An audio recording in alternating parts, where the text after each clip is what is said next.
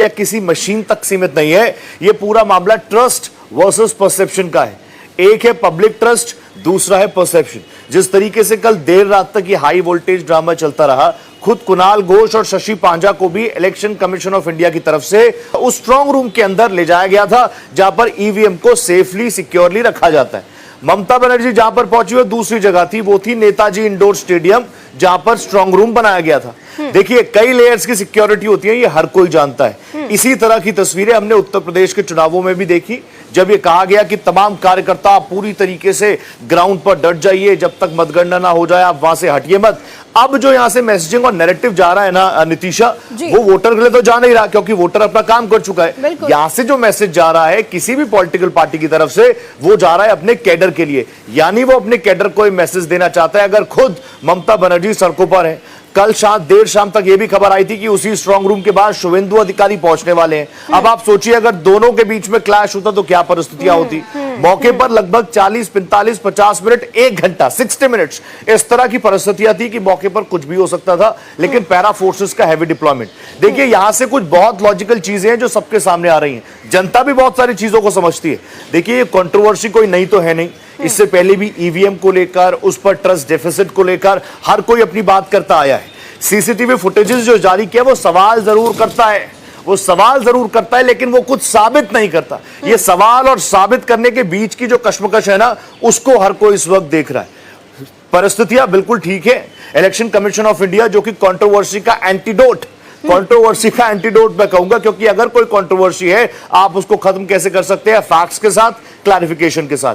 कल रात को ही इलेक्शन कमीशन ऑफ इंडिया ने बिल्कुल साफ कर दिया कि जिस घटनाक्रम का जिक्र किया जा रहा है वो ऐसा कुछ अप्रत्याशित नहीं था। वो पॉलिटिकल पार्टीज को पहले ही मैसेज किया जा चुका था कि ये तमाम चीजें हैं। और एक और इंपॉर्टेंट चीज, जो स्ट्रांग रूम होते हैं ना, वहां पर 3-3 लेयर की सिक्योरिटी होती है। 3 लेयर की सिक्योरिटी होती है, कोई भी आदमी ऐसी ट्रेसपास नहीं कर सकता। दूसरा एक इंपॉर्टेंट और लॉजिकल फैक्टर ये है कि अगर कोई जिस नैरेटिव को बार बार गढ़ने का प्रयास किया जा रहा है, देखिए पॉलिटिकल पार्टीज की बात करेंगे, उस पर तो हम चर्चा करेंगे, लेकिन लोगों के बीच के नैरेटिव जा रहा है। लोगों के बीच ये नैरेटिव कि भैया देखो कुछ छेड़छाड़ हो रही है, तो लोग ही ये बता रहे हैं कि अगर किसी को छेड़छाड़ करनी होगी तो वो 50-60 सीसीटीवी कैमरा के बीच में तो करने से रहा। जो ब्रॉडकास्ट, जो वीडियो साझा की गई है वो फोन से बनी हुई वीडियो है, यानी जिस स्क्रीन पर सीसीटीवी फुटेज का पूरा ब्रॉडकास्ट आ रहा है, जो कार्यकर्ताओं के लिए, जो एजेंट्स, जो स्ट्रांग रूम के बाहर व्यवस्था की जाती है इलेक्शन कमीशन ऑफ इंडिया की तरफ से, ताकि ट्रांसपेरेंसी हो। क्योंकि इस कंट्रोवर्सी का सबसे बड़ा अगर एंटीडोट कुछ है तो वो है ट्रांसपेरेंसी। और उसी ट्रांसपेरेंसी को जो बाहर बड़ी बड़ी स्क्रीनें लगाई गई हैं, मैं भी गया स्ट्रांग रूम के बाहर, वो सीसीटीवी फुटेजेस, बड़ी स्क्रीन लगाई गई है, अलग अलग स्ट्रांग रूम्स की वहां पर अलग अलग एंगल से वहां पर तमाम फुटेजेस दिखाई जा रही है। और उसी फुटेज का वीडियो बनाकर टीएमसी ने आगे साझा किया। भारतीय जनता पार्टी और टीएमसी अब पॉलिटिकल पार्टी पर आ जाते हैं। जनता जान रही है सारी चीजें कि अगर कुछ गड़बड़ करनी होगी तो सीसीटीवी के सामने तो कोई गड़बड़ करेगा नहीं। सबूतों के साथ गड़बड़ी नहीं होती है, सबूत देकर आप गड़बड़ी नहीं करते हैं। हाँ, ठीक है, कोई इतना बेवकूफ नहीं है। फिर आज ये पॉलिटिकल पार्टीज की तरफ से भारतीय जनता पार्टी और टीएमसी सीधे तौर पर कह रही है कि दोनों फेजेस में जबरदस्त तरीके से ईसी ने काम किया, जनता के लिए नहीं, बीजेपी के लिए। वो बार बार कह रहे हैं इलेक्शन कमीशन ऑफ इंडिया का मोडिफिकेशन हो चुका है।